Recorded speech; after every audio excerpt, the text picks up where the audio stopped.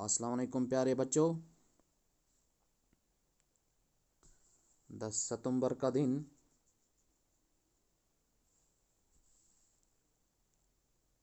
Subject mathematics और class 8। Topic जो हमारा चल रहा है वो है मेंसुरेशन। इस मेंसुरेशन के पहले एक्सरसाइज के 2 क्वेश्चंस हमने सॉल्व किए हैं, तो आज हम क्वेश्चन नंबर 3 सॉल्व करने जा रहे हैं। क्वेश्चन नंबर 3 जो कहता है The shape of a garden is rectangular in the middle and semicircular at the ends as shown in diagram. Find the area and perimeter of the garden. Length of the rectangular garden is given, that is 20 minus 3.5 plus 3.5 meters. प्यारे बच्चों, जो ये तीसरा question है ये कहता है कि एक बाग है रेक्टेंगल की शेप में, लेकिन पूरा रेक्टेंगल शेप में नहीं है। ये मिडल पोर्शन जो इस बाग का है वो रेक्टेंगुलर शेप में है, और जो इस बाग के जो एंड्स हैं वो है सेमी सर्कुलर, यानी कि वो थोड़े सर्कल जैसे दिखते हैं लेकिन सेमी सर्कुलर। फिर कहता है कि हमने इस बाग का एरिया निकालना है और इस बाग का पेरीमीटर निकालना है। लेंथ जो इस गार्डन का दिया गया है वो क्वेश्चन वाले ने दिया है कि वो बराबर है 20 माइनस 3.5 प्लस 3.5। तो सबसे पहले हम इस क्वेश्चन का फिगर जो है वो बना लेते हैं। इसकी डायग्राम जो है वो ये है कि आप मान लो ये रेक्टेंगुलर गार्डन जो है, ये बीच में रेक्टेंगुलर है, गार्डन जो है बीच में रेक्टेंगुलर है, और जो इसके एंड पॉइंट्स हैं वहाँ से ये सेमी सर्कुलर है।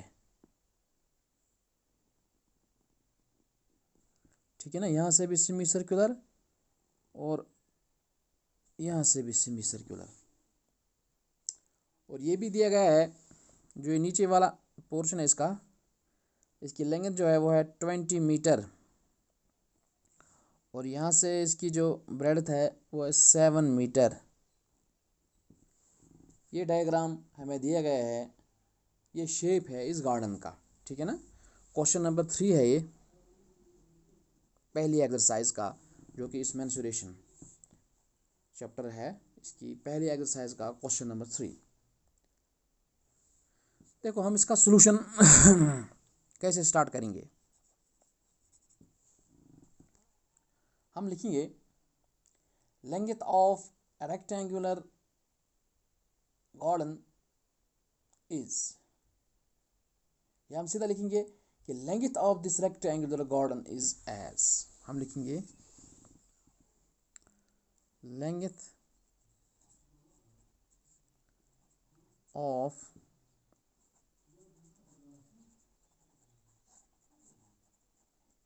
रेक्टेंगुलर गार्डन इज, शाबाश, कितना दिया गया है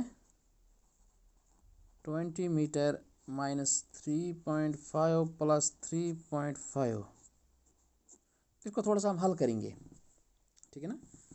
तो ये आ जाएगा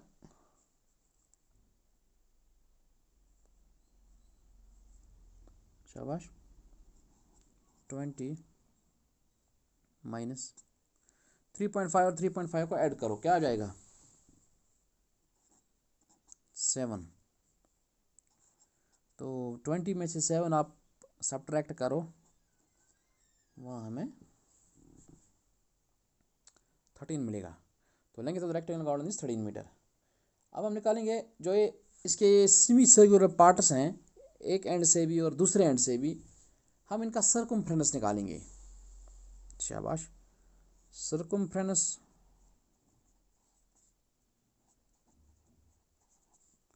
of one semi circular plot semi circular part is, क्या होता है सर्कमफ्रेंस एक सेमी सर्कल का, शाबाश, पाई आर, क्या होता है, पाई आर, दैट इज इक्वल, पाई का वैल्यू क्या होता है 22/7, तो रेडियस जो है दैट इज 3.5, तो इसको हम हल करके ये आ जाएगा 11 मीटर। तो यहाँ पे मैं ब्रैकेट में लिखूँगा पाई जो है इसका वैल्यू होता है 22/7 या 3.14, क्योंकि हमने यहाँ 22/7 ले लिया इस क्वेश्चन के अंदर, ठीक है ना, शाबाश। तो अगर हम इन दोनों सेमी सर्कल पार्ट्स का सर्कमफ्रेंस ले लें तो वो किसके बराबर आ जाएगा, हम लिखेंगे circumference of both semi circular parts, तो क्या आ जाएगा बराबर, शाबाश, ये दो हैं, उसका निकला एक का 11, अब दोनों का क्या निकलेगा, उसका भी 11 उसका भी 11, that is twice 11, that is equal to 22 metre, ठीक है ना, शाबाश। फिर हम लिखेंगे पेरीमीटर ऑफ द गार्डन, जो हमें असली निकालना है, पेरीमीटर ऑफ द गार्डन, जरा इस बाग का पेरीमीटर क्या आ जाएगा, शाबाश, हाँ देखो अगर हम इस डायग्राम को नाम भी देते हैं, बात आ रही है समझ, तो वो क्या बन जाएगा, एक तो इसका पूरा लेंथ जो दिया है, मिसाल के तौर पर हम इसका नाम ले लेते हैं ABC और D, ये वाला पॉइंट, ठीक है ना, वो बन जाएगा AB plus length of both semi circular regions that is and DA plus CD या CD प्लस DA, ठीक है ना, यानी कि AB plus BC plus CD plus DA, और साथ में जो दो सेमी सर्कुलर पार्ट्स इसके हैं, तो उसका जो है पेरीमीटर वो है 13 सेंटीमीटर या 13 मीटर, प्लस दो सेमी सर्कल जो है इनका अभी निकला 22, 11 प्लस 11, और उसका भी नीचे आ जाएगा 13, तो ये बराबर आ जाएगा 13 13 26 26 एंड 22 इज 48 मीटर। अब हम एरिया ऑफ द गार्डन निकालेंगे, एरिया ऑफ गार्डन, बाग का एरिया किसके बराबर है, वो है area of rectangular, area of rectangle जो बीच में है, plus twice area of two semi circular regions, twice ये दो हैं, area of two semi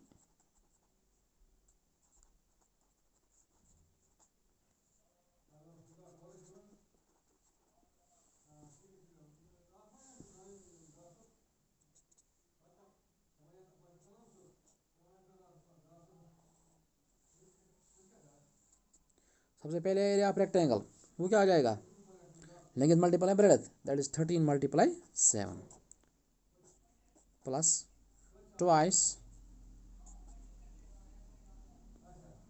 area of two semi circular regions, इन दो सेमी सर्कुलर रीजन्स का क्या आ जाएगा, शाबाश, pi r square, pi r square upon 2,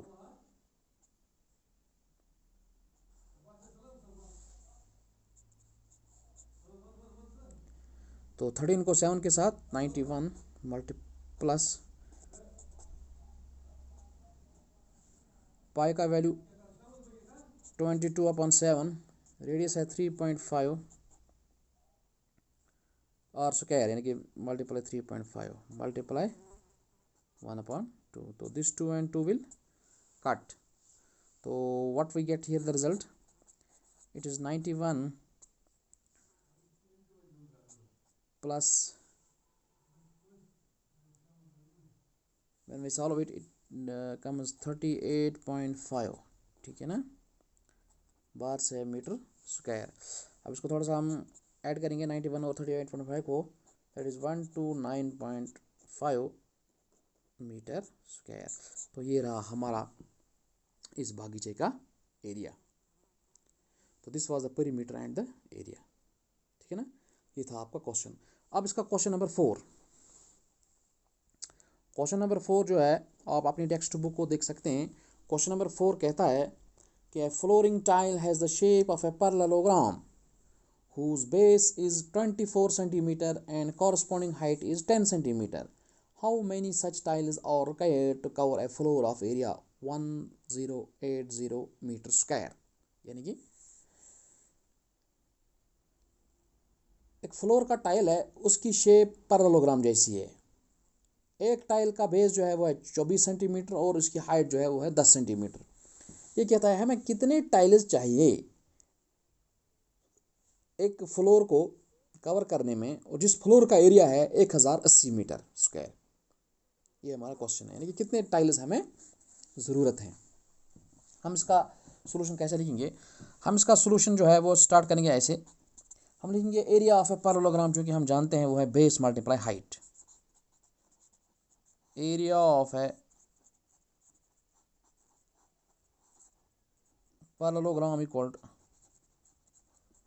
base multiply height. तो यहाँ पर हम लिखेंगे area of a one tile. क्यों एरिया ऑफ वन टाइल? क्योंकि जो हमारा एक टाइल का पीस है दैट इज़ बिल्कुल इक्वल टू द पैरेललोग्राम, वो पैरेललोग्राम जैसा है। तो उस एक टाइल का एरिया जो है वो क्या निकलेगा हमें, base into height, that is 24 multiply 10, that is 240 centimetre square. ये इसका यूनिट जो है वो सेंटीमीटर में दिया गया है। अब हम लिखेंगे रिक्वायर्ड नंबर ऑफ टाइल्स। क्या लिखेंगे? रिक्वायर्ड नंबर ऑफ टाइल्स किसके बराबर है? हो जाएगा, एक तो आ जाएगा area of the floor, area of floor divided by area of each tile, area of each tile, ठीक है ना। क्योंकि हमें मालूम है एरिया ऑफ फ्लोर जो है वो दिया गया है क्वेश्चन के अंदर 1080 metre square, divide by area of tile जो हमें अभी निकला वो आया 240, लेकिन आया वो सेंटीमीटर स्क्वायर। समझ आ रही है बात? तो चूंकि ऊपर मीटर है नीचे सेंटीमीटर है, हम इसको एक ही यूनिट में ले आते हैं। तो इसका मतलब है हम लिखेंगे 1080, इस मीटर को भी हम चेंज करेंगे सेंटीमीटर में, तो चूंकि उसको मल्टीप्लाई फिर हो जाएगा 1000, तो नीचे रहेगा 240, बाहर रहेगा सेंटीमीटर स्क्वायर। तो इसको थोड़ा सा हल कर लेते हैं, तो 24 से इसको फिर डिवाइड कर लेते हैं, वहाँ से हमें निकलेगा 45000, that is equal to tiles, यानी कि 45,000 टाइल्स हमें चाहिए इस 1080 मीटर स्क्वायर एरिया वाले फ्लोर को कवर करने में। तो फिर इसको लिखना है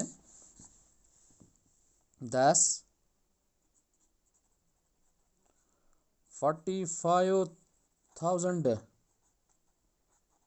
टाइल्स और required to cover a floor of area 1080 metre square, यानी कि 45,000 टाइल्स हमें चाहिए इसको कवर करने में। तो ये था आपका क्वेश्चन नंबर 4। अब इसका एक क्वेश्चन बचा है, दैट इज क्वेश्चन नंबर 5। वो इस चूंटी के बारे में है कि चूंटी दाना चुगने के लिए वहाँ जाती है इसके इर्द गिर्द। तो मुझे लगता है कि आप उस क्वेश्चन को खुद ट्राई कीजिए और उसको सॉल्व करने की कोशिश कीजिए। इसी के साथ ही हमारा ये इस मेंसुरेशन की पहली एक्सरसाइज जो है ये ख़त्म हो चुकी है। इंशाल्लाह आगे आगे हम इसकी दूसरी एक्सरसाइज के क्वेश्चंस सॉल्व करेंगे। तब तक के लिए खुदा हाफिज़।